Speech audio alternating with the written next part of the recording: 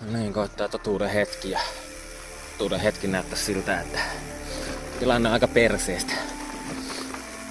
Tulemme tähän tielle läpi ja on just tollaista tavaraa. Helvetti. On se sentään joku ajanut, mutta tää tulee olemaan hauskaa. Kattokaa nyt tää tavaraa tuolla. Ihana. Ja eikä siinä mitään tuo tavaraa ei onneksi ole hirveän terävää, mutta kun tää on niin saakelin möykkistä. Joo. Se on tätä aika perseestä. Tuo olisi aika paljon parempi, mutta se ei mene mihinkään. Aina kun tää löytää tämmösiä, miksi tätä nyt sanoisi, lähes nautinnollisia teitä, niin sitä oikein niinku oottaa ja toivoo, että missä on seuraava risteys ja katsoo kartasta valmiiksi, että ehkä se siinä muuttuu, että ehkä se on vaan tämä haara, mikä on sorastettu, en tiedä, louhistettu. Tai sitten siellä toisesta haarassa on paljon enemmän liikennettä ja muuta. No tossa oli äsken yksi haara ja no nyt näin niinku positiivisesti ajateltuna, niin ei mennyt huonommaksi. Ja tästä on ajanut nyt ehkä 2 autoa enempi, mutta tää on melko perseestä oikeesti. Kun pyllyy sattuu jo valmiiksi. Siis tähän on ihan kovaa ja silleen niinku rullais, mutta täpääri olisi kovaa sanaa, tai vaikka läskitäpääri. Tiedättekö, Pekka taitaa tehdä nyt sellaisen tempun, että laskee vähän renkaat ilman painetta. Olen siellä kuitenkin jo 2 paaria. Ai että ihana. Paljonkohan sitä oli sitä paskaa tossa äsken. Sitä oli 5 kilsaa. Täällä tuli risteys viimeinkin ja pääsi käymään sitten niinkin onnellisesti, että lähdettiin eri suuntaan kuin mihin se uusi sorastus. Joka meinaa sitä, että tämä reitti voi olla myös sitten seikkailullisempi. Tai että tää on ihanan tasainen.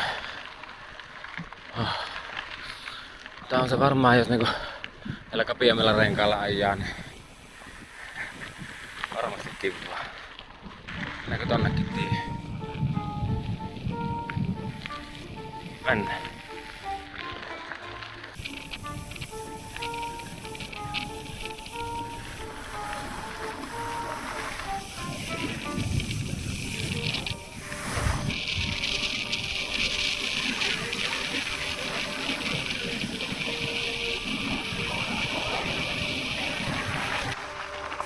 Tällä päivällä nähdä tällainen valoilmiö. Onkohan se eksy? Ei hyvät säät nyt on ollut. Kai se on parempi, että alakureitistä on vaikeampaa, lopulta parempaa. Mutta ei sitä tiedä, että ehtii tuolla vaikka minkälainen sää vielä. Se olisi 20 nyt 3. leimalle. Sittenhän se olisi enää kuin hurrauttaa maaliin, mutta on aika monta sataa vielä. Olis mulla nyt joku 1300 polettanut. Reissun 3. poroaita ja aletaan saapua Porttipahdalle. Tästä ei enää kuin 4 tai 5 kilsaa tonne 3. leimalle. Pääsenkö mä tästä näin helpolla? Tää on tämmöset painokin. Jarrulevyt kyllä. Tästä pääsee. Pääseekö? Mahtuuko? Mahtuu. Hyvä.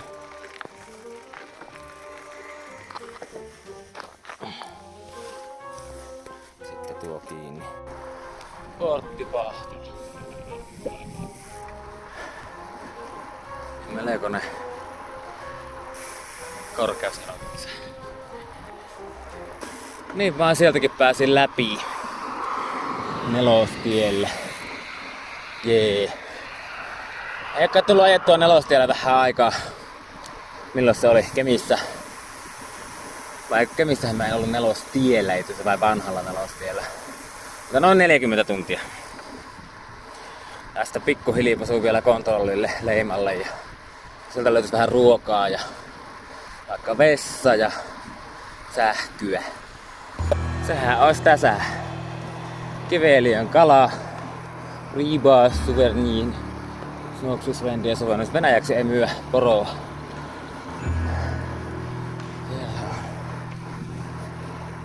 Mennään täältä vielä pidemmän kautta. Näin. Tänne kello on varti yli 12, niin tavoitte 9 ehtis tänne. Vähän meni aika hyvin.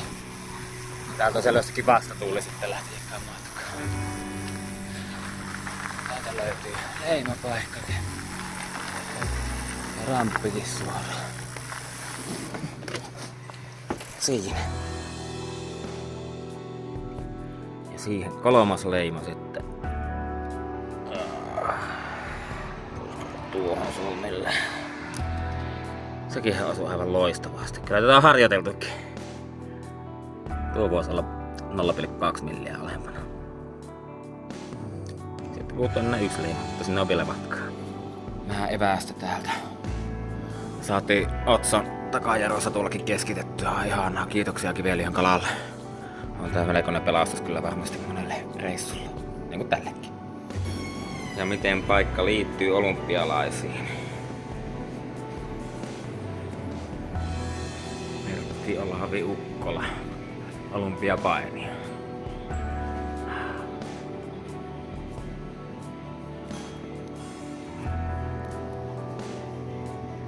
Kohta lähdetään jatkaa matkaa. Vielä upitaan muutama videopätkä ja otetaan vielä pari milliampeeria virtaa asioihin.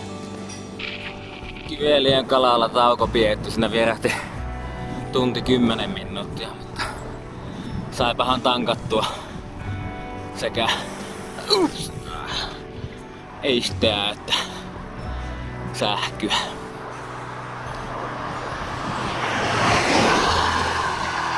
Ja sitten niin kuin kuuluu, niin pääsee ajamaan vähän vastatuuleen ja nelostiet. Onneksi ei kuitenkaan kovin pitkään, ehkä. Vittu koski.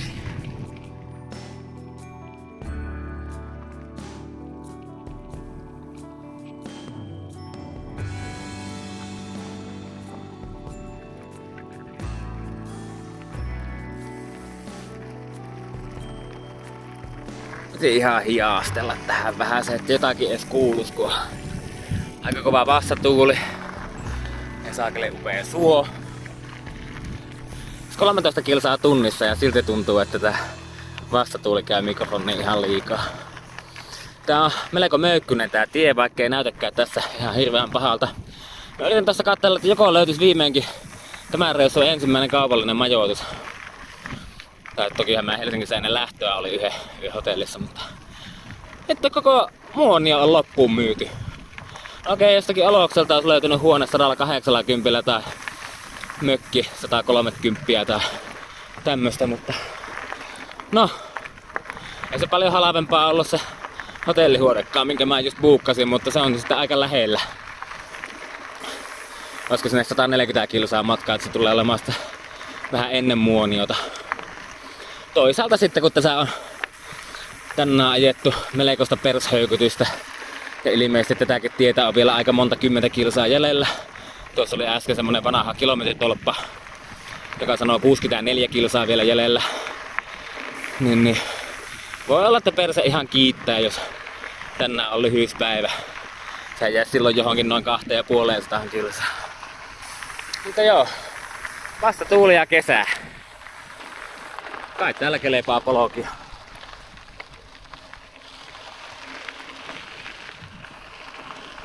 Olisiko tuosta selvä? Meillä kesää, mutta siellä todennäköisesti lukee joku 60 jotakin kilsaa, mitä meillä on vielä jäljellä. Tätä ihanaa tietä. Nyt just tää on ollut viimeiset 100 metriä vähän smoothimpi. Jos tää tällaista ois, niin kyllä kelepais. Veikkaanpa, että kyllä tää tästä vielä pahinii. Mutta seikkailemmehan tänne tuntuu. En oo tästäkään mennyt ennen. Näkyisikö tuossa kilometri? Ykkösellä alkaa 18 tai 15 takana ja eessä 55 olisiko. On sitä siinä. Ja niin kuin kuulette, niin vasta tuolta piisaa.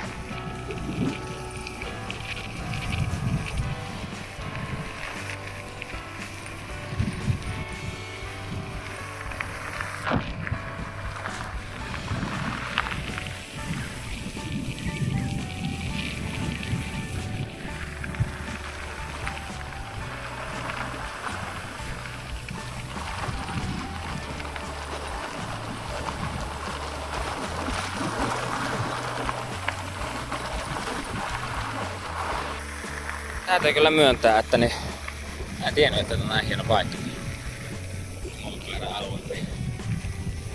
Jos olisi vähän tuoreempi perse, tai sitten jotenkin se smoothimpi. Tää on jännää, että kun täällä on niin isoa murkulaa tässä niin tien rungossa ja se on kulunut täältä esiin. Se tekee tästä helekkarin möykkystä ajettavaa, että niin periaatteessa että mä vois olla ihan hyvä ajettavaa vaikka jollakin täpärillä, missä on 35 milliset renkaat. Mutta nyt tosiaan niin jousta tulee kropaasta kipeistä persposkista ja ihan pikkusen renkaistakin. Onneksi sentään on otsa. Onkohan tää tällaista loppua koko... Mitäs tässä lukee nyt? Se on 23 mitä on tultu. 47 jäljellä eli 70 kilsainen mettätie. Tämä niin täysin perseestä ollut tie on parantunut aivan jumalattoman paljon. Tää alkaa hipoa täydellisyyttä. Aha, meillähän on liikennettä takaa. Kato.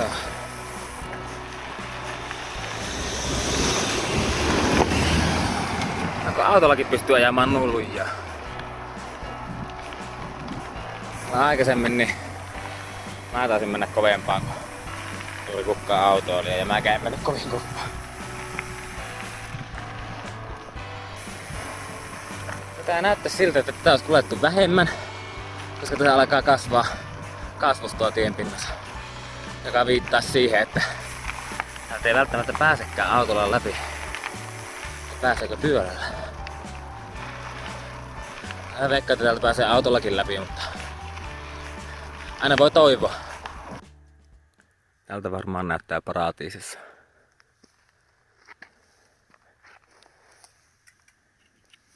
Hankikantoparatiisissa kesällä.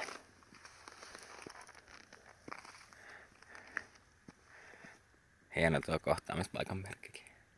Minkähän ikäinen tuo on. Ja tiesin kun paranee. Tää tulee olemaan mielenkiintoista, että pääseekö täältä johonkin. Otso kyllä tuossa on ihan varma, että pääsee.